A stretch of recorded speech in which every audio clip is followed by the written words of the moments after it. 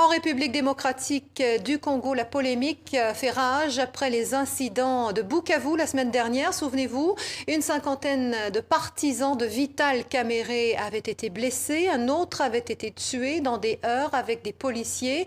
Eh bien, aujourd'hui, l'opposition et le régime congolais s'accusent mutuellement d'avoir ouvert les hostilités. Le récit de Caroline Pelé. Vital Kamerhe, l'un des plus farouches opposants au président congolais, a bien du mal à faire sa tournée dans l'Est.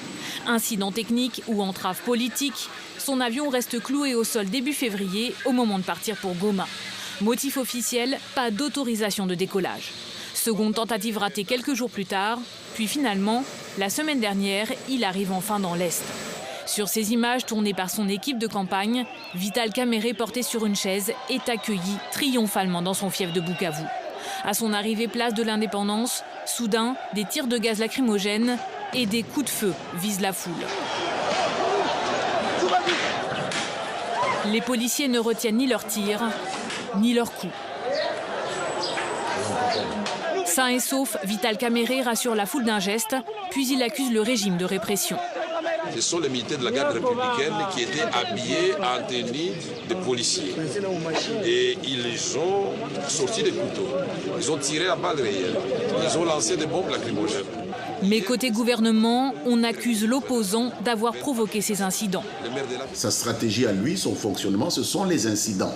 Ce sont des provocations.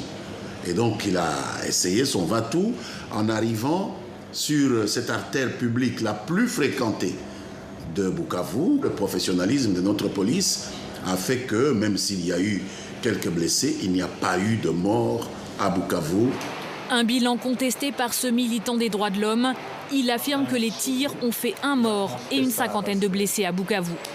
Nous exigeons une enquête indépendante pour que les commandants responsables, les autorités politiques responsables, que ce soit au niveau de Bukavu, au niveau national, qui ont eu à donner cet ordre manifestement illégal, puissent être identifiés et poursuivis devant les cours et tribunaux. Après ces violences, Vital Kamerhe a interrompu sa tournée. Il est toujours à Bukavu et cherche un moyen de rentrer dans la capitale en toute sécurité.